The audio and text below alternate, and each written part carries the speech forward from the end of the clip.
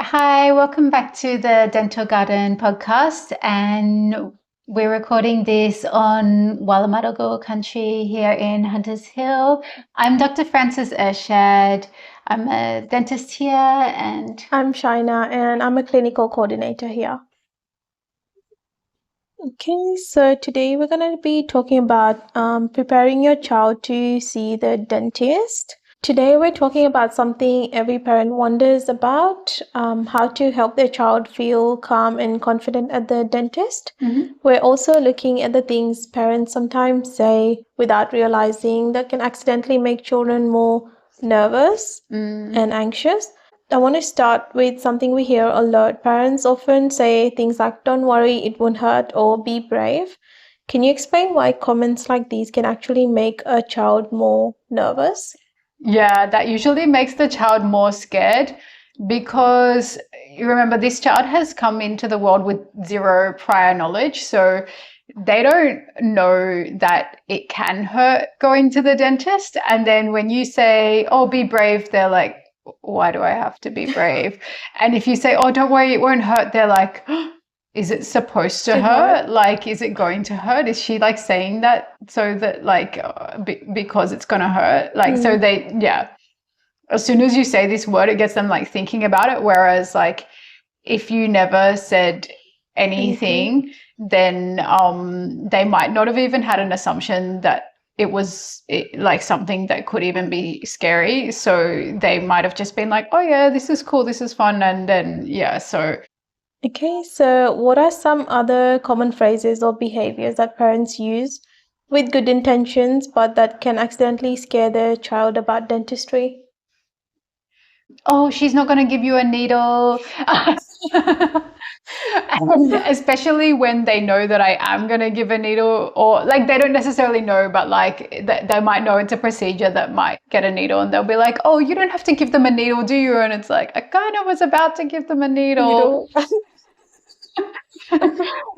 So then it can be like really awkward. And then like sometimes I guess the parent might, like if the parent themselves is anxious about going to the dentist, then that can rub off on the child. So then like they're like trying to make it not scary for the child. So they're like, oh, you know, darling, you're going to be okay. And, you know, like they might be like, oh, she's not going to use the drill, or she's not going to, you know, I don't know. Like they might just say things that, yeah, like it might be better to, if you are scared of the dentist, I recommend like if your partner, like the child's other parent or your partner or somebody is not scared of the dentist, then send like the person who's not scared of the dentist, that is the parent who should be taking the kids to see the dentist, because then they're going to be really chill, and the kids, because kids like they have like radar, they can pick it up, they can tell if you're nervous about something, they're going to be like, okay, something's up with my mom, like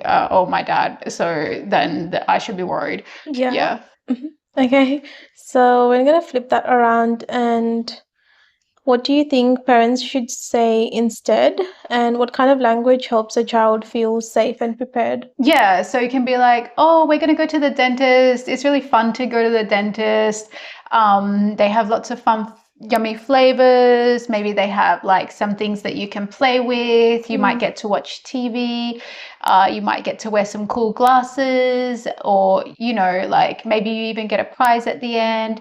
Like just focus on the positives and just avoid even talking about anything that might be negative, unless it's like, I guess, if they're going to need some sort of a procedure, that would be like ideally not at their first visit, and then, you know, like the dentist can talk you through it, and talk that ideally, like if your dentist is good with kids, they should explain to the child what to expect, so that you don't have to you know, think of what to say, or think of the wording, or, you know. Yeah.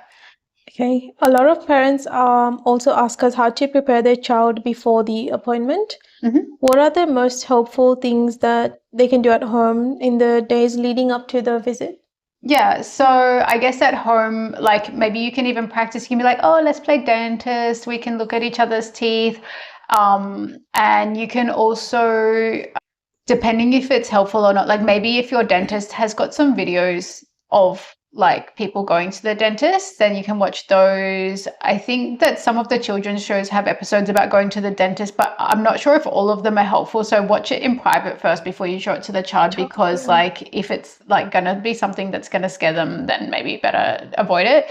And yeah, give them something to eat before they come, because if they're really hungry and then the dentist tells them, oh yeah, by the way, you can't eat for half an hour, you can't eat for 2 hours, they're not going to be happy about that. So yeah, make sure they're well fed and they've, had their nap, and like, so that like you're starting off from somewhere where they're not already like hangry, or yeah. Yeah. Okay. On the day of the appointment, what makes the biggest difference to a child's experience? I guess like if everybody is relaxed Yeah. and everyone's in a good mood, then that makes the child have a good experience. Because if just one person, like it might be a parent, a sibling, a staff member, like it might even be like the dentist or the dental assistant, if that person is, like agitated, then that's going to put the child off and they're going to feel like, okay, something's not right here. And then, it's very easy to like just, slide downhill or whatever. Yeah. Yeah.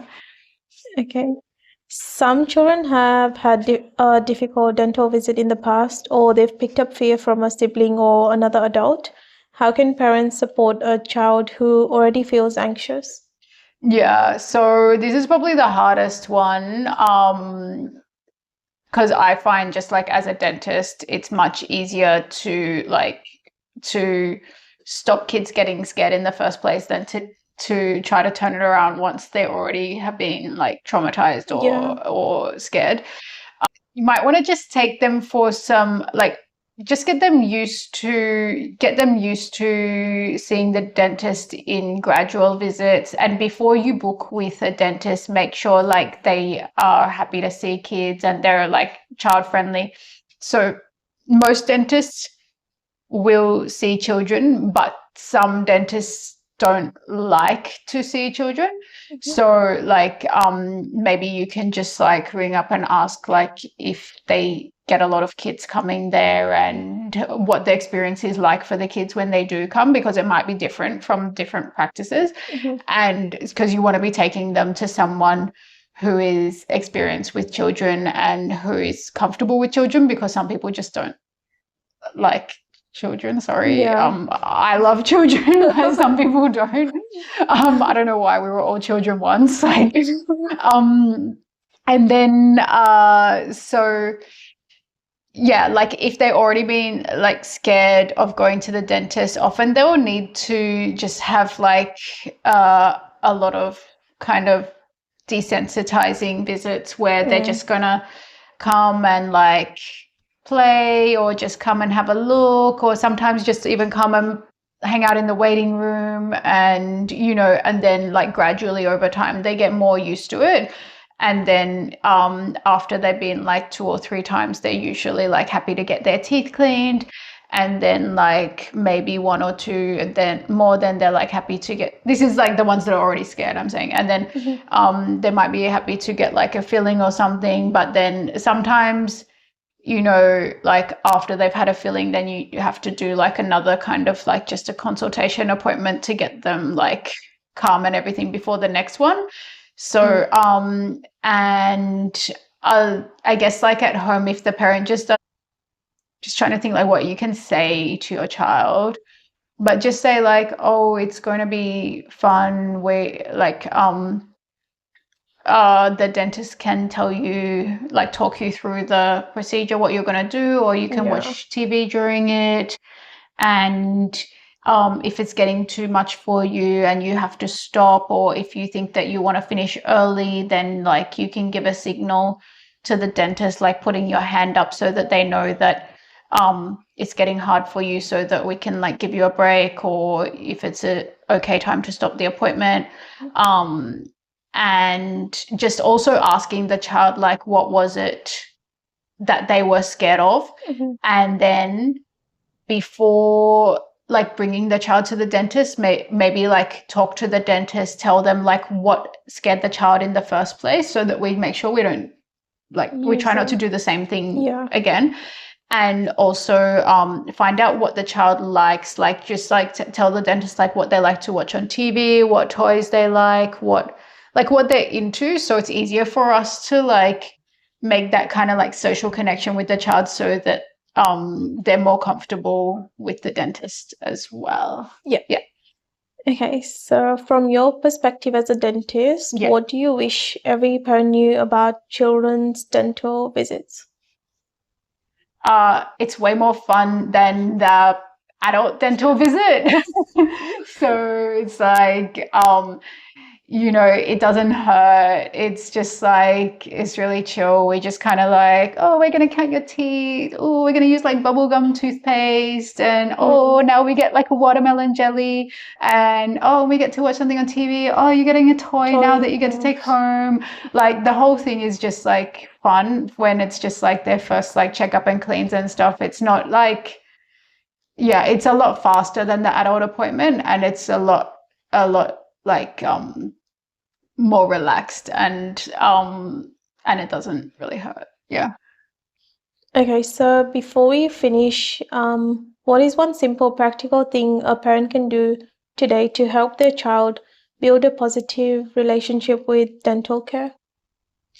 Yeah, so I guess like take your child to see the dentist as soon as they start getting teeth, but definitely by about age 2, they want to be going regularly to the dentist. Like probably the earliest is about like 9 months when they first start to get teeth. Sometimes it's good to just like check in with the dentist, or even like if you have your regular dentist, you can just ask, because mostly the first one is like if they're under 2, it's more like a consultation. So if you're just at your dentist, you can be like, oh, you know, like I have a baby, they're starting to get teeth, what should I do?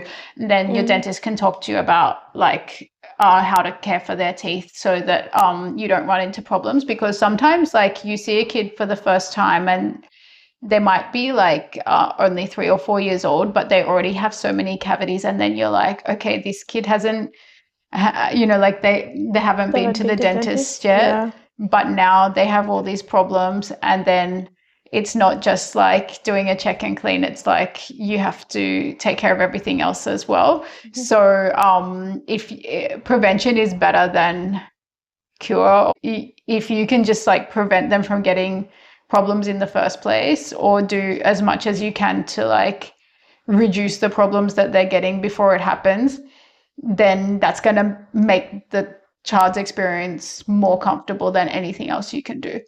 Yeah. Okay, so thank you, Francis, and thank you to our listeners.